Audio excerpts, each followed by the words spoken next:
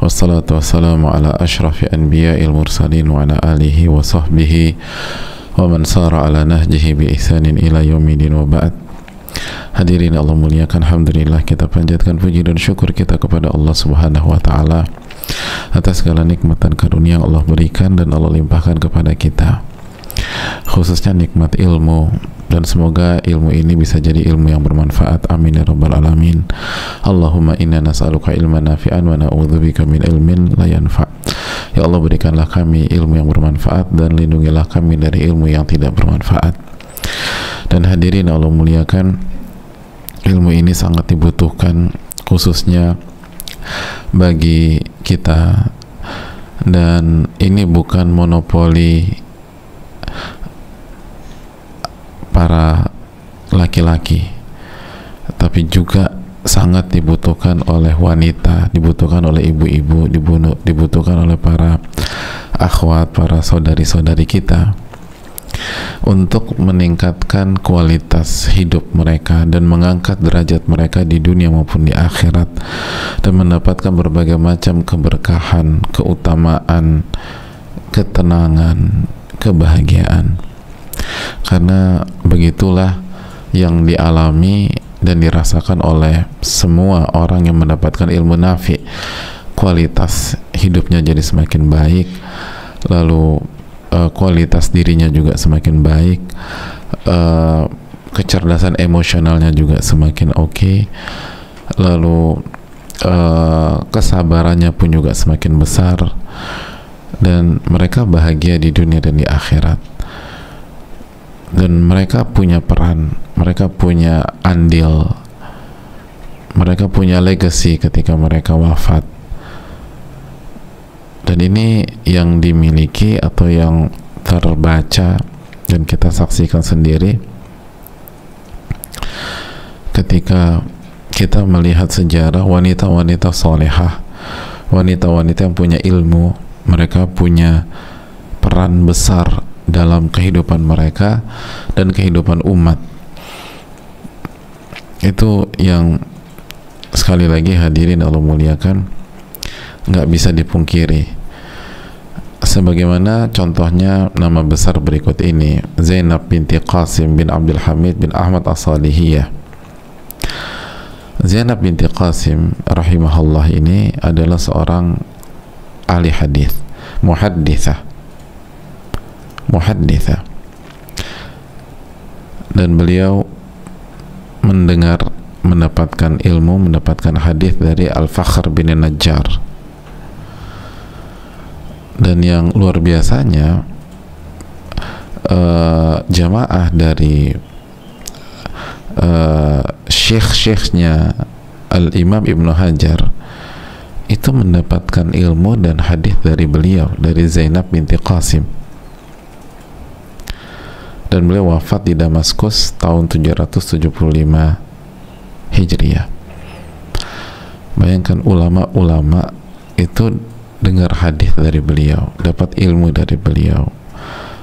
Lihat bagaimana wanita itu kalau punya ilmu, punya peran, memberikan manfaat, memberikan andil, memberikan perubahan dalam lingkungan, memberikan perubahan di tengah-tengah masyarakat, bahkan memberikan perubahan dalam catatan sejarah. Oleh karena itu, ibu-ibu yang terus belajar, terus menuntut ilmu, dan berusaha memiliki ilmu nafi, ilmu yang bermanfaat, itu pastinya akan memiliki peran dalam kehidupan, mulai dari skup terkecil, punya peran dalam kehidupan keluarganya, memberikan perubahan terhadap rumah tangganya. Rumah tangganya akan semakin baik, semakin kondusif, dan ternyata setelah taufik dari Allah, istrilah yang memberikan perubahan yang besar, kalaupun suami belum. Ternyata ketika dicek, ternyata ibunya, hadirin, yang memberikan perubahan ke anak-anak mereka. misalnya ayahnya belum, ketika dicek ternyata anak perempuannya yang memberikan perubahan dalam keluarga tersebut. Akhirnya orang tuanya ikut ibadah, ikut sholat sekarang, ikut belajar karena anak perempuannya. Dan begitulah sejarah mencatat wanita-wanita yang penuh dengan ilmu itu punya peran dan punya sumbangsih dan perubah setelah taufik dari Allah Subhanahu wa taala. Dan alhamdulillah setiap kajian kita Allah kasih taufik untuk mengenal singkat profil dari mereka itu.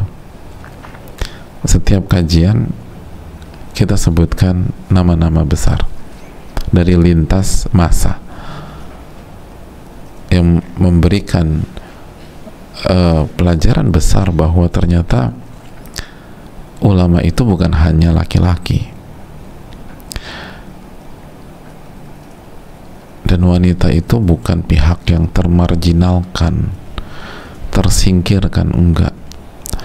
Wanita berilmu dan solehah itu punya peran, punya karya, punya hasil, punya legacy, punya warisan yang akan bermanfaat bagi generasi-generasi berikutnya. Oleh karena itu ibu sekalian, semua punya kesempatan, karena apa yang kita ketahui dari Zainab binti Qasim rahimahullah misalnya, itu bukan karena namanya Zainab, bukan, tapi karena Allah berfirman dalam surat Al-Mujadilah ayat 11, yarfa'illahu alladhina amanu minkum walladhina utul ilma darajat. Allah mengangkat derajat orang-orang yang beriman dan berilmu beberapa derajat.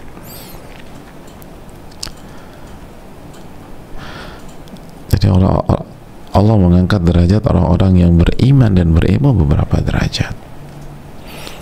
Maka setiap wanita yang punya iman dan punya ilmu, maka pasti akan Allah angkat derajatnya, itu pasti. Innallaha la yukhliful mi'ad. Allah nggak mungkin menyelisih janji-janjinya. Oleh karena itu hadirin Allah muliakan, semoga Allah memberikan taufik, semoga Allah memberikan hidayahnya sehingga kita bisa terus berubah menjadi lebih baik, dan semoga Allah angkat derajat kita semua, angkat derajat ibu-ibu sekalian di dunia maupun di akhirat, amin ya rabbal alamin. Hadirin Allah muliakan, kita lanjutkan kebersamaan kita bersama Al-Imam Ibnul Qayyim rahimahullahu ta'ala dalam kitab Al-Wabilus Shayyib, ketika beliau mengkaji tentang masalah istiqomah, bahwa istiqomah itu harus dimulai dari istiqomah hati dan harus dimulai dari rasa cinta kepada Allah.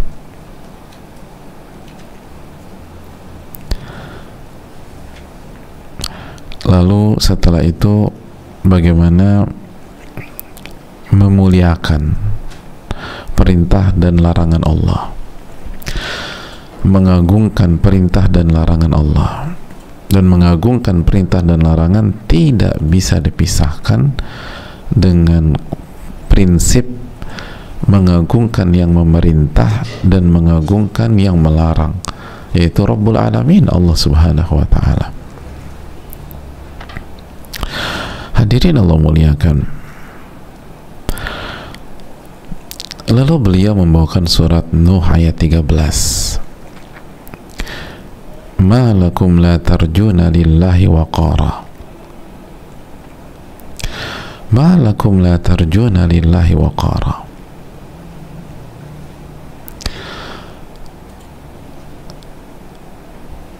Karena Allah Subhanahu wa ta'ala akan mencela dan merendahkan siapapun yang tidak mengagungkannya. Makanya Allah Subhanahu wa ta'ala berfirman, ma lakum la tarjuna lillahi waqara. Mengapa kalian tidak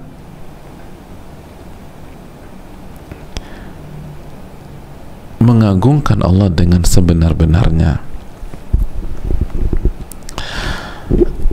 Itu yang dikatakan para ulama seperti Abdullah bin Abbas radhiyallahu ta'ala anhuma ketika menjelaskan ayat ini yang ibu-ibu baca tadi. Itu terjemahan, kita lihat tafsirnya itu seperti apa lebih dalam lagi ibu-ibu. Sebagaimana dalam tafsir At-Tabari, Abdullah bin Abbas menjelaskan bahwa makna ayat ini, malakum la tarjuna lillahi waqara, malakum la tu'azzimuna Allah haqqa 'azamatihi, mengapa kalian tidak mengagungkan Allah dengan sebenar-benarnya pengagungan? Kenapa kalian tidak mengagungkan Allah dengan sebenar-benarnya pengagungan?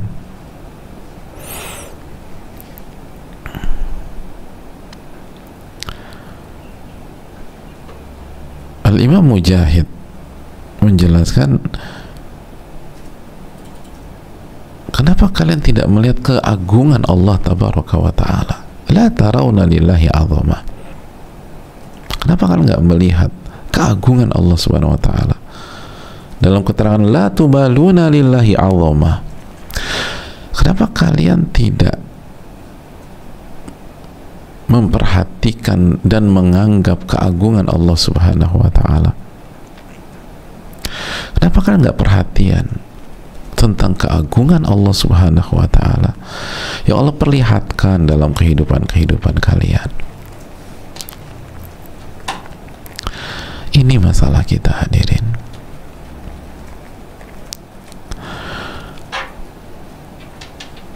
Jadi seringkali kita itu merasa sesak, merasa kesal, merasa capek jadi istri, merasa lelah jadi ibu, merasa lemes ngadepin suami misalnya, merasa letih ngadepin anak-anak yang mungkin gak sesuai dengan keinginan kita, gak sesuai dengan dambaan kita.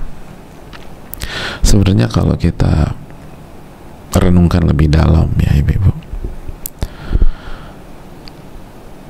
masalahnya tuh bukan terletak pada suami atau anak-anak. Oh kalau aku mertua Ustadz, bukan mertua juga, tapi karena kita tidak mengagungkan Allah dengan sebenar-benarnya pengagungan.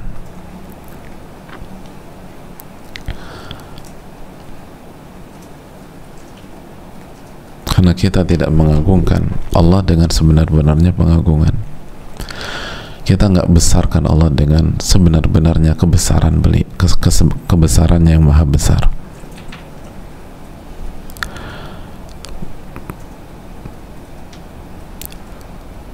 Sadar nggak sih kita bahwa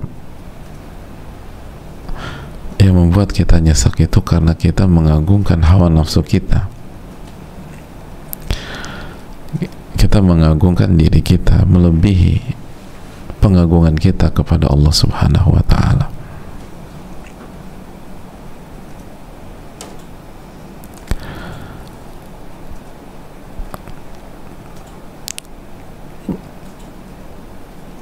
Bukankah banyak wanita ingin bercerai ketika ditanya kenapa kamu ingin bercerai? Aku sudah lelah tidak dihargai. Aku sudah lelah tidak dihargai oleh suamiku. Hadirin, tidak menghargai wanita sebuah kesalahan, dan bukan kesalahan kecil, dan itu dosa, dan akan ditanya oleh Allah Subhanahu wa ta'ala. Setiap laki-laki, setiap suami yang tidak menghargai wanita, nggak memuliakan wanita, nggak menunaikan hak wanita atau istrinya, maka ia akan berhadapan dengan ancaman Allah tabaraka wa ta'ala. Jelas itu salah, itu keliru. Namun pertanyaan simpelnya adalah, apakah sikap suami kita yang belum menghargai kita, belum memuliakan kita,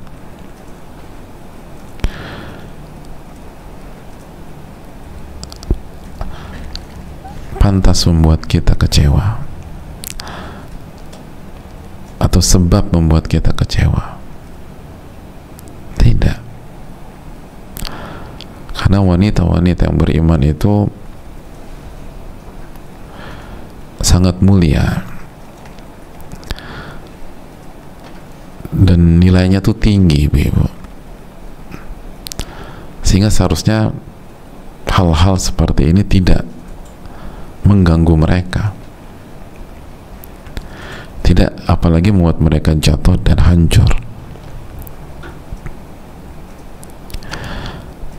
Sebagaimana kita jelas itu sebuah kesalahan, tapi apakah kesalahan itu layak membuat sakit seorang wanita? Itu poinnya.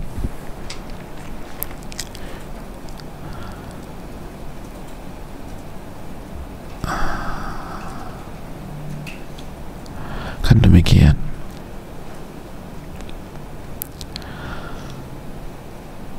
Kalau kita benar-benar mengagungkan Allah, meninggikan Allah tabaraka wa ta'ala,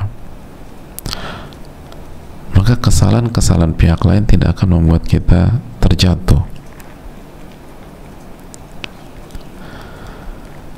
Karena seringkali yang membuat kita terjatuh bukan kesalahan mereka, tapi yang membuat kita terjatuh adalah kita tidak memuliakan Allah. Yang justru kita muliakan selama ini diri kita. Yang seringkali kita muliakan selama ini adalah diri-diri kita. Yang kita angkat itu diri-diri kita. Oleh karena itu ketika orang jatuhkan kita, kita merasa sakit. Karena selama ini yang kita letakkan di tempat yang tinggi adalah diri kita. Berbeda dengan orang, dengan hamba yang selama ini memuliakan Rabb-nya, memuliakan Allah Subhanahu wa ta'ala, sedangkan dirinya itu tetap ia taruh di bawah. Karena ia sadar bahwa dia adalah hamba. Dia sadar dia hanyalah hamba. Hamba yang gak pantas dipuji. Alhamdulillahirabbil alamin, itu syiar dia. Yang berhak dipuji itu hanyalah Allah Subhanahu wa ta'ala. Hamba yang penuh dengan dosa, itu keyakinan dia. Karena Nabinya SAW bersabda, kullu bani Adam khata', setiap anak Adam banyak sekali melakukan kesalahan. Dan pendosa itu letaknya di atas atau di bawah, hadirin? Di bawah. Di bawah. Maka ketika ada orang merendahkan dia, dia biasa-biasa aja, karena memang dia meyakini selama ini dia ada di tempat yang rendah, jadi nggak perlu direndahkan lagi, nggak perlu direndahkan lagi.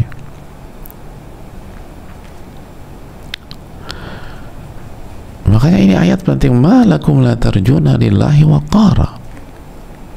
Kenapa kalian tidak mengagungkan Allah, membesarkan Allah dengan sebenar-benarnya pengagungan? Karena ketika kita mengagungkan Allah, maka secara otomatis semua hal selain Allah, dan diantaranya adalah masalah kita, urusan kita, besar atau kecil? Kecil.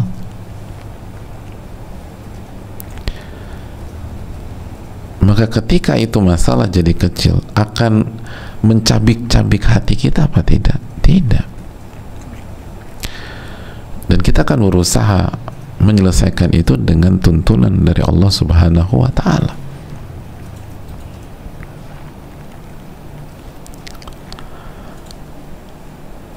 Berbeda kalau kita tidak mengagungkan Allah, otomatis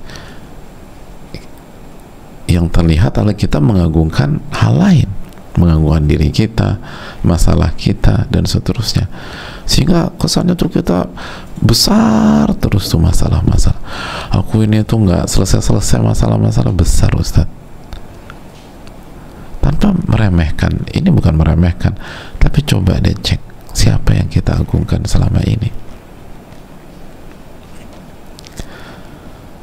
Kenapa satu kata atau satu kalimat yang diucapkan oleh suami kita atau istri kita atau anak-anak atau orang tua atau mertua atau teman atau sahabat atau kompetitor kita itu benar-benar kayak nusuk hati kita, baru cuma satu kalimat atau satu kata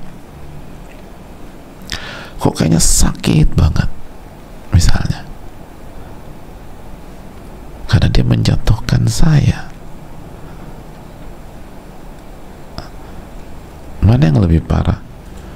Jatuh ke basement sedangkan dia berada di basement, atau jatuh ke basement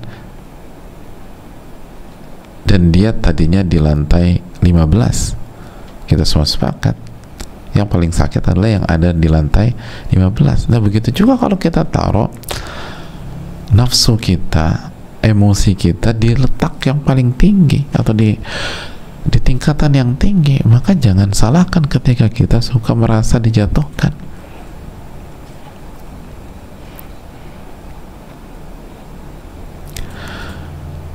Contoh yang lain, kita banyak atau diantara kita ada yang terpuruk ketika bisnisnya harus gulung tikar.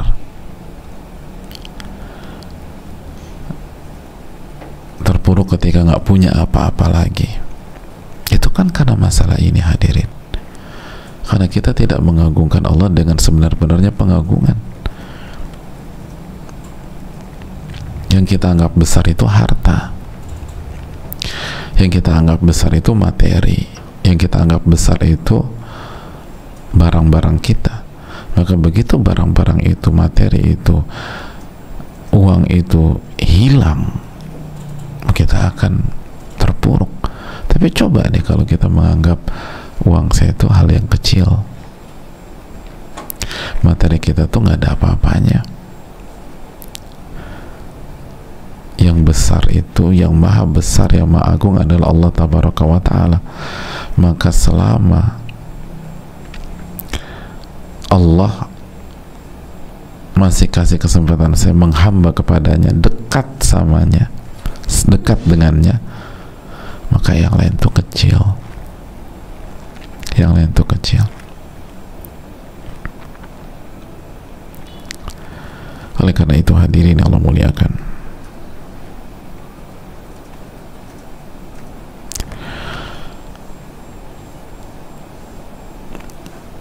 malakum la tarjuna lillahi waqara.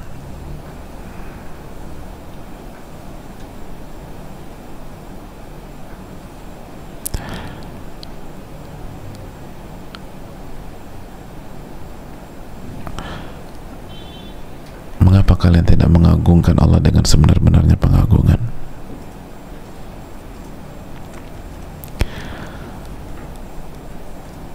Agungkan Allah Subhanahu wa Ta'ala dan kita akan ngelihat deh, hidup kita lebih tenang, hidup kita lebih nyaman, hidup kita lebih plong. Masalah yang kita anggap besar ternyata enggak, selama kita sikapi dengan mengagungkan Allah dan mengagungkan perintah dan larangan Allah. Itu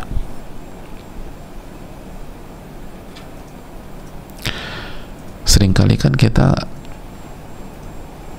mengurungkan langkah untuk menjalankan perintah Allah, menjalankan larangan Allah karena nggak bisa, Ustaz. Kalau saya jalankan perintah ini, nanti ini terbengkalai. Mana yang lebih besar? Mana yang lebih besar?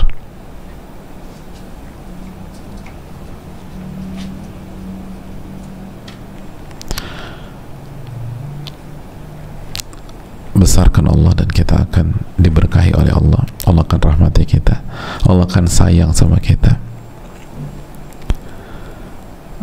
dan masalah-masalah kita insya Allah akan dibuat terasa ringan oleh Allah Subhanahu wa taala. Saya rasa cukup sampai di sini. Kita buka sesi tanya jawab. Wassalamualaikum warahmatullahi wabarakatuh.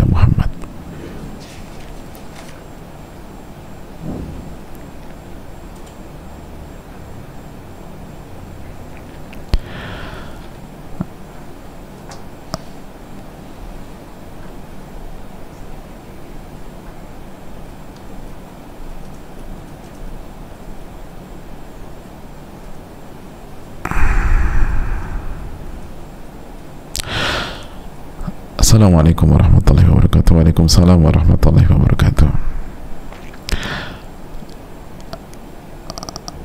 Semoga Allah merahmati, memberikan keberkahan kepada Al-Imam Ibnu Qayyim,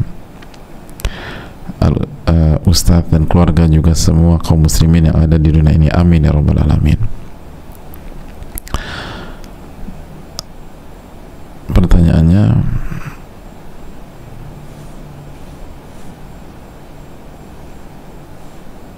tunggu sebentar ya.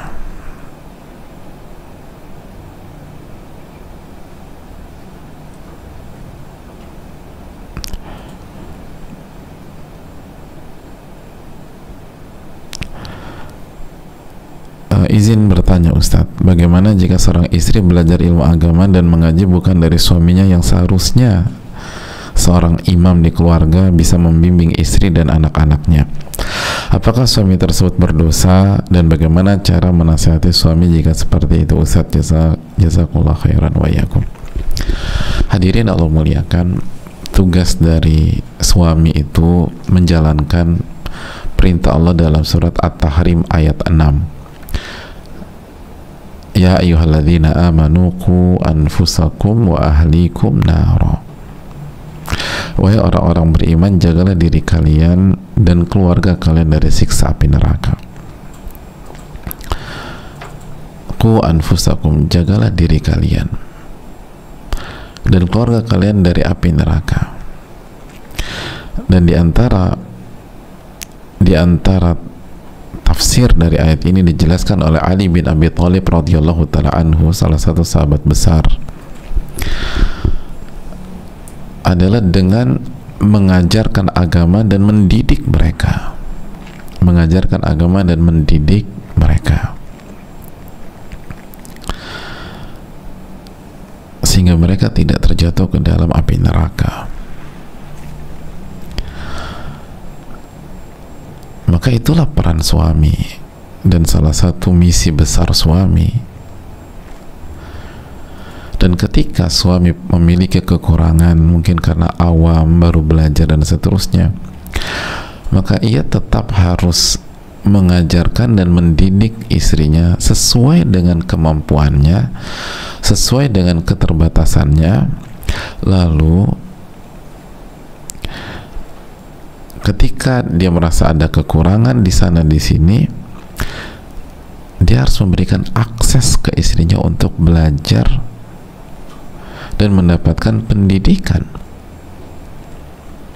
sehingga istrinya bisa menjalankan kewajiban-kewajibannya dalam kehidupan kesehariannya dan menghindari maksiat-maksiat atau dosa-dosa dalam kesehariannya.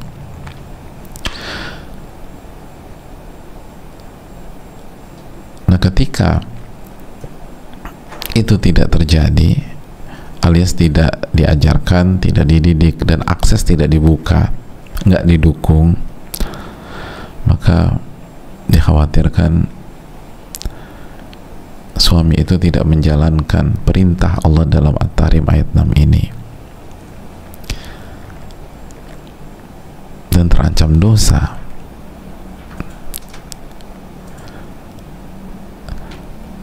Itu poin yang kedua. Jika kita menghadapi atau apabila suami kita sudah mengamalkan surat At-Tahrim ayat 6, maka bersyukurlah kepada Allah. Bersyukur kepada Allah.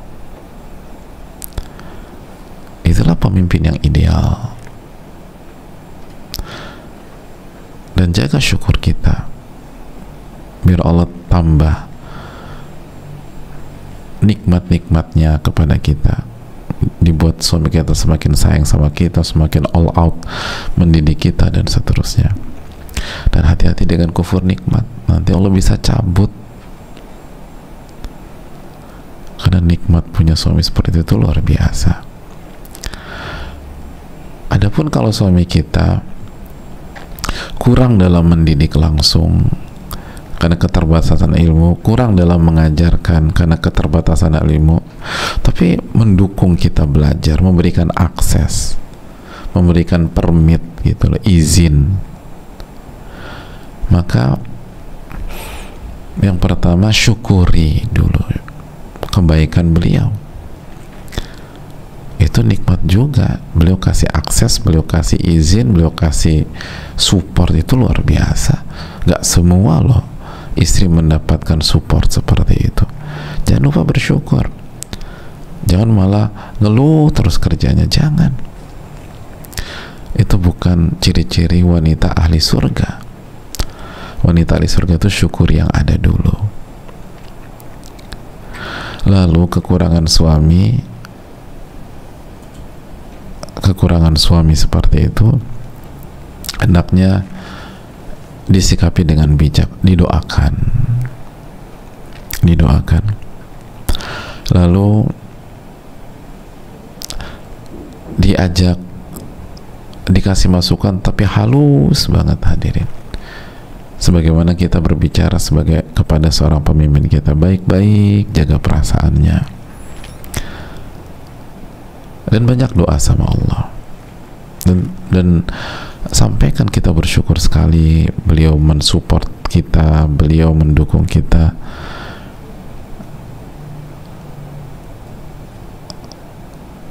Dan alangkah indahnya kalau kebaikan ini bisa ditambah dengan kebaikan berikutnya, bisa dilanjutkan dengan kebaikan berikutnya, itu sama-sama belajar. Sampaikan keinginan dan harapan besar kita, ingin langsung dididik oleh beliau, diarahkan oleh beliau, sampaikan. Adapun kalau opsi qadarullah ada seorang istri diuji dengan suami yang ketiga, maka minta pertolongan kepada Allah, lalu tetap baik dengan suami kita, tetap doakan dia, doakan beliau, dan kita juga tetap harus belajar hal-hal yang wajib bagi kita, karena mempelajari hal-hal yang fardu ain, yang wajib, adalah tanggung jawab kita kepada Rabbul Alamin. Karena talabul ilmi faridatun ala kulli muslim, menuntut ilmu itu hukumnya wajib bagi setiap muslim, baik yang laki-laki maupun wanita. Hadis surat Imam Ibnu Majah. Tapi di sisi lain tetap baik sama beliau, tetap tunjukkan akhlakul karimah, bahkan kita harus menunjukkan perubahan yang positif, sehingga pesannya kepada suami kita adalah agama itu membuat perubahan baik dalam rumah tangga. Agama itu membuat kita lebih santun sebagai istri, lebih nurut sebagai istri, kecuali jika hal itu maksiat, lebih berkhidmat sebagai seorang istri, lebih memuliakan suami, dan seterusnya. Wallahu ta'ala bishawab. Mungkin itu, dan banyak doa kepada Allah, dan kasih masukan pelan-pelan dengan cara yang baik. Wallahu ta'ala bishawab.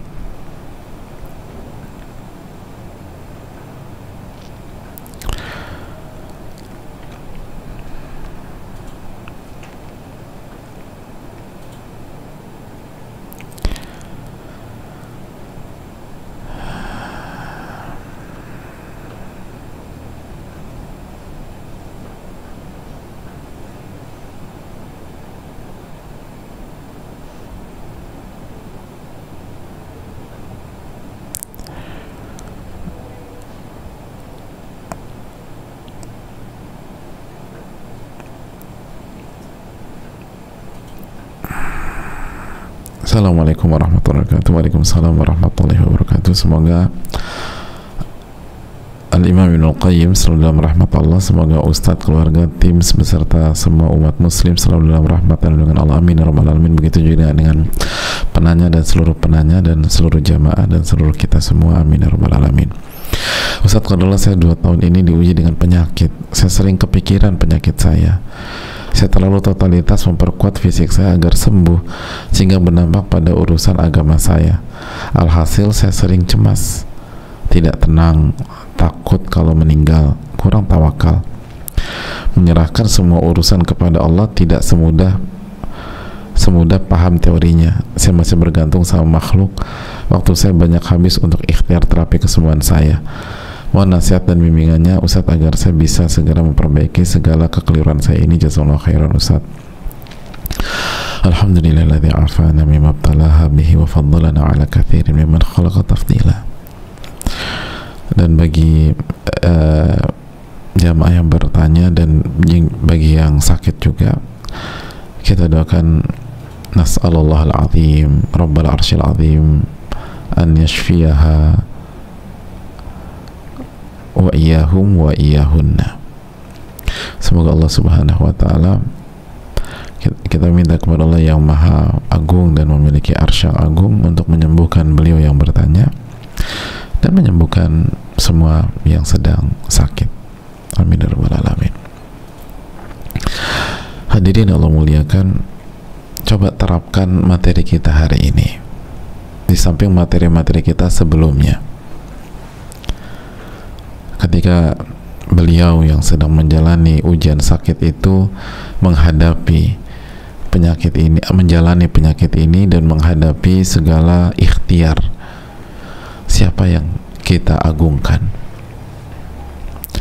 Kalau kita berhasil mengagungkan Allah tabaraka wa ta'ala dengan sebenar-benarnya pengagungan, maka otomatis masalah ini menciut sendiri. Hadirin, Allah kecilkan.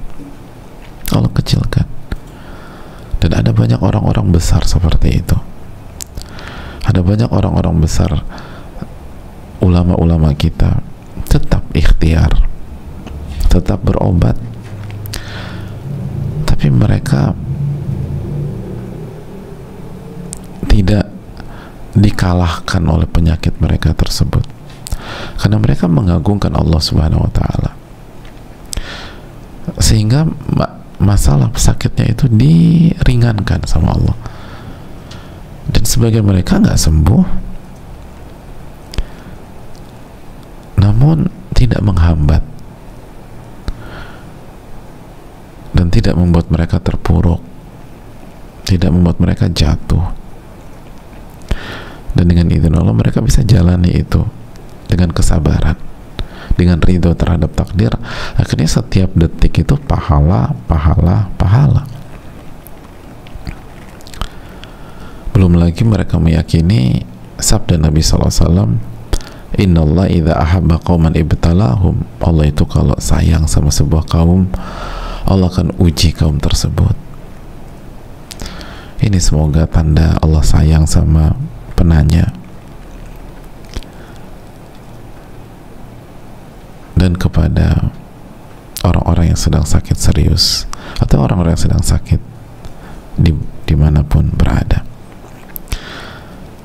Hadirin Allah muliakan, makanya Nabi SAW, dan hadis ini sudah kita bahas di Riyadhus Shalihin ketika menjenguk Ummul Ala. Apa kata Nabi SAW? Absyiri ya Ummul Ala, bergembiralah wahai Ummul Ala, karena sesungguhnya sakitnya seorang mukmin yudhibu khatayah, akan menggugurkan dosa sebagaimana api membersihkan kotoran dari emas atau membersihkan karat dari besi. Hadirin Allah muliakan, maka yakinlah berarti 2 tahun ini beliau yang bertanya ini kalau sabar, ini gugur terus pahalanya, gugur terus dosa-dosanya. Allahu Akbar.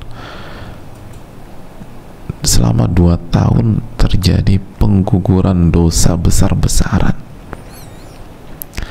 Berarti selama 2 tahun ini yang sedang sakit ini semakin memperbesar peluangnya masuk surga.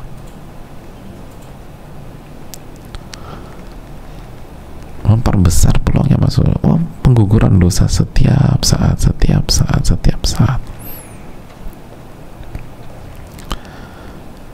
Adapun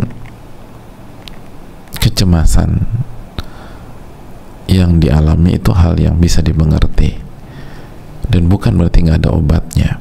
Obatnya adalah Ar-Ra'd ayat 28, ala bidzikrillahi tatmainnul qulub, katanya dengan mengingat Allah hati jadi tenang. Jadi silakan berikhtiar untuk berobat, tapi jangan lupa memastikan siapa yang kita agungkan, dan jangan sampai lupa zikrullah, dan jangan sampai kita terhambat dari amal-amal kebaikan. Alhamdulillah sarana dimudahkan sekarang, hadirin, banyak hal yang bisa dilakukan. Dan ingatlah ketika kita berobat, kita lakukan itu dalam rangka taqarrub, mendekatkan diri, karena Nabi kita sallallahu alaihi wasallam yang bersabda, tadaw wa la tadaw bil haram, berobatlah dan jangan berobat dengan cara yang haram. Wallahu ta'ala bishawab, itu yang bisa disampaikan. Semoga Allah memberikan kesembuhan kepada yang bertanya dan kita semua, amin ya rabbal alamin.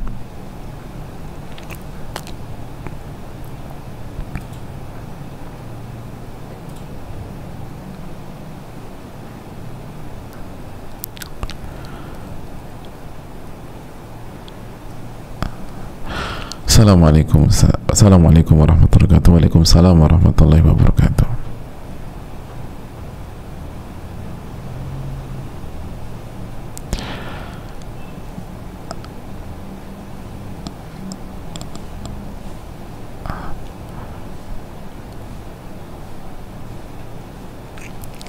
Semoga Imam Al-Qayyim dan seluruh ulama selalu dalam kasih sayang Allah, dan semoga Ustadz, keluarga, tim kajian, dan kita semua selalu dalam perlindungan Allah, amin ya rabbal alamin. Ustadz ingin bertanya, bagaimana jika saya merasa ortu saya sangat berbeda mendidik saya dengan adik-adik saya? Kedua, saya anak pertama dan memiliki adik laki-laki dan perempuan. Saya sejak kecil sudah sering disuruh-suruh, padahal adik saya tidak. Terkadang saya berpikir karena dia laki-laki, jadi mulai dari sarapan, makan siang, malam, bersih-bersih rumah, membeli barang dagangan, itu semua ibu selalu minta bantuan saya. Sedangkan adik laki-laki saya hanya bermain, dan ini terbawa sampai saat besar adik saya jadi tidak pernah membantu tenaga ataupun membantu dari segi ekonomi. Sepertinya saya merasa saya semua, Ustadz. Bahkan masalah ekonomi juga saya, dan terkadang sekarang adik sering membentak ibu saya, Ustadz. Saya terkadang kelewat mengucap kepada ibu saya ini karena kesalahan ibu saya yang ibu selalu memanjakan dia, dan saya harap ibu tidak mendidik adik saya yang kecil seperti adik laki-laki saya, karena saya juga mulai lelah dengan semua kerjaan rumah yang diberikan kepada saya, Ustadz. Dan terkadang ibu saya tidak menghargai apa yang saya lakukan untuk membantu beliau. Terima kasih atas pertanyaannya. Hadirin Allah muliakan, yang membuat orang bahagia itu amal soleh atau maksiat, hadirin? Amal soleh. Yang membuat seseorang punya kualitas yang baik dalam hidupnya itu amal soleh atau maksiat? Amal soleh. Nah, pertanyaannya, membantu orang tua, birrul walidain, bahkan membantu masalah ekonomi dan lain sebagainya, itu amal soleh atau maksiat? Amal soleh. Maka kalau kita kerjakan itu dengan ikhlas, maka kita akan bahagia, bukan lelah. Jadi secara zahir ini udah benar, ini udah on track. Tinggal hati kita benarkan. Lakukan ini karena Allah, bukan untuk mendapatkan penghargaan dari orang tua atau berharap dihargai oleh orang tua sebagaimana disampaikan. Jangan berpikir ke arah sana. Lakukanlah dengan konsep inna sholati wa nusuki wa mahyaya wa mamati lillahi rabbil alamin. Sesungguhnya, katakan sesungguhnya sholatku, ibadah dan sesembelihanku, hidupku dan matiku, semua aku persembahkan untuk Allah.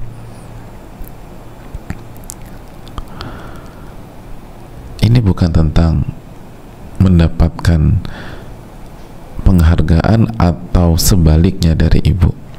Ini tentang menjalankan perintah Allah, karena Allah lah yang maha besar. Ini mengagungkan Allah Subhanahu wa taala. Allah yang maha besar. Allah yang memerintahkan kita untuk berbakti sama orang tua. Dan kita harus bersyukur kita tidak dididik seperti adik kita. Jadi bukan ngiri, enak banget sih dia dari kecil tuh. Justru kita harus bersyukur. Karena terlepas apa motif ibu kita, mungkin memang ibu kita lebih sayang sama adik, mungkin, tapi bisa jadi juga tidak. Terlepas apapun motif ibu kita, cara beliau mendidik kita itu yang membuat kita jauh lebih matang, jauh lebih dewasa, jauh lebih punya kepribadian daripada adik kita. Dan itu sangat bermanfaat untuk kita di segala sendi kehidupan kita. Sebaliknya, itu rentan menimbulkan masalah kepada adik kita dalam segala sendi kehidupannya.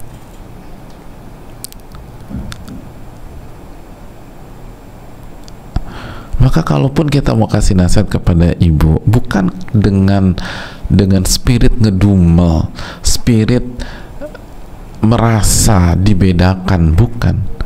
Tapi justru kalau memberikan nasihat sama ibu kita, gunakan spirit bersyukur. Bu, aku tuh bersyukur banget ibu didik aku dengan tegas, dengan disiplin, dengan seperti ini, sehingga aku tuh bisa tumbuh menjadi wanita yang kuat dengan taufik Allah. Aku berharap adik yang kecil itu dididik yang sama, biar dia kuat juga, Bu. Semoga Allah kasih taufik. Jadi suasana itu suasana optimis gitu loh. Bukan dari awal ibu sih pilih kasih terus gitu loh, aku disuruh-suruh, adik terus yang di servis bak raja, jadi manja kan, Bu. Cobalah ibu pikirkan. Nah, ini kasih masukan, tapi ketulusannya ini dipertanyakan. Coba kasih nasihat yang tulus. Semoga Allah kasih taufik, Allah ta'ala misawab.